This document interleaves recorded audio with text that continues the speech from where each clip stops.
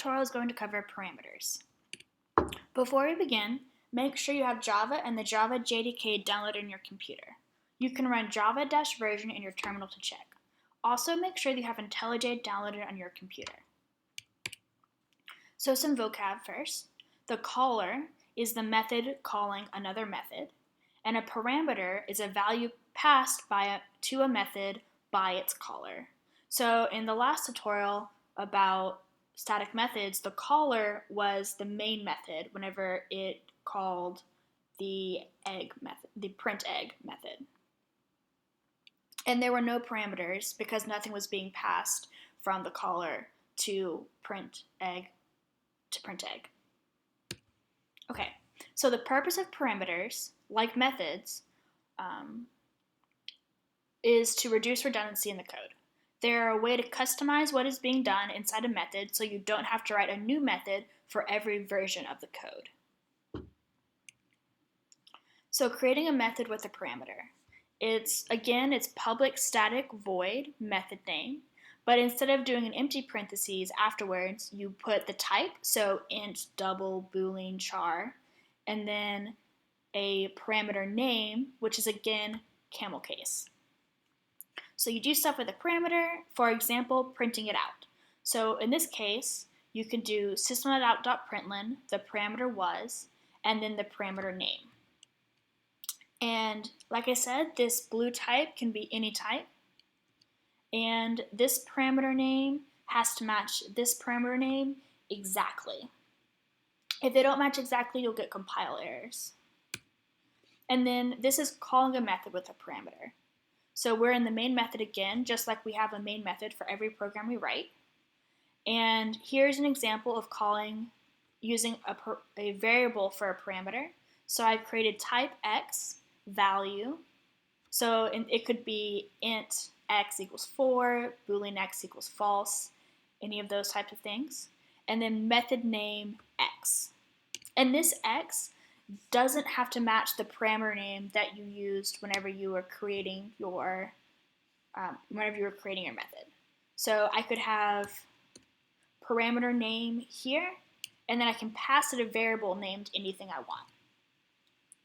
And then, or you could call it with an explicit value. So you could call method name with just 4 or false or a in single quotes, but it has to match the type of the method you created. So you can also have methods with multiple parameters. They can be of different or the same types. You just have to separate them by commas. So here's an example. We have method name with 3 different parameters, P1, P2, and P3. And normally you would want more descriptive names than this. I just made them P1, P2, and P3 so they could fit nicely on this slide.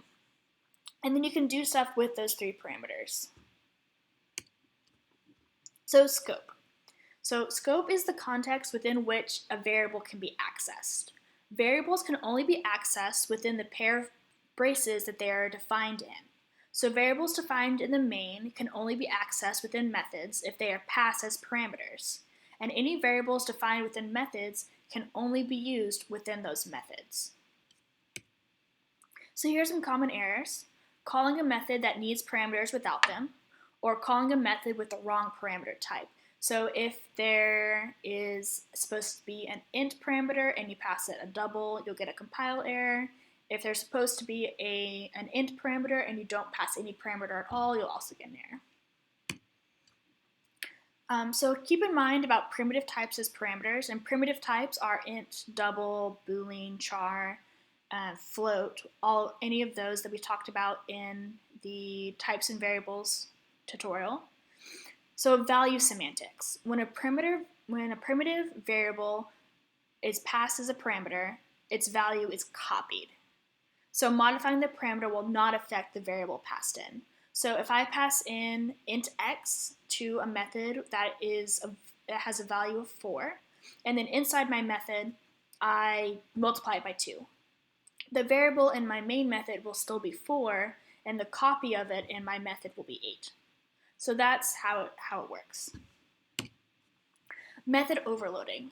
Method overloading is when 2 or more methods have the same name but different parameter lists. So it's either a different number of parameters or parameters of different types.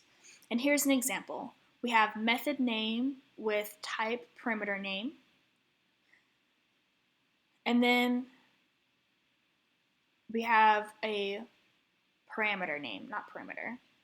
And then we have a method with we have method name, which is the same, with three different parameters, and that is how method overloading works. So here's some parameter practice. Let me get my screen split with my IntelliJ. Okay, so I'm going to create a new Java class parameter. And as always, I double click to make that left pane go away. And now I have public static void main string args. Okay, so I want to create the following methods. We want to print my age based on a given parameter, and that's an integer. So I'm going to have public static void print age. And now I want to have a method that prints the average of two numbers. So public static void print average. And I'm going to take those in as doubles. So double one, double two. And then I want to print the average of three numbers, which should overload the previous method, meaning it has the same name but different parameters. So public static void print average double one, double two. And if I leave it like this, I get an error saying that it's already defined in parameters. So I can't have two methods with the same name in the same parameter list. But now if I add another double, I don't get that error because I've overloaded the method now. So it can distinguish between the two of them whenever I'm calling. Okay, and in this case, I use descriptive method names and descriptive parameter names. So I'm going to go ahead and call all these from my main so I don't forget to do that. I'm going to have print age 25. I'm going to have print average with 5 and 10 because that's easy math to do. And you'll notice whenever I put in a variable explicitly with a value instead of using another variable, IntelliJ goes ahead and expands and tells me the name of that variable here. So I have 1 and 2. Those weren't something that I typed. That's something IntelliJ is doing automatically for me. And then I have print average 1, 2, 3. And again, I use those numbers because it's easy math. So now I actually have to do the meat of my different methods because right now if I do run parameters, which I think I misspelled, that's totally fine. You don't have to spell correctly to be a programmer. So in this case, nothing got printed because we're not actually doing any print statements in our methods, even though we're calling all three of them. So here we can do system.out.println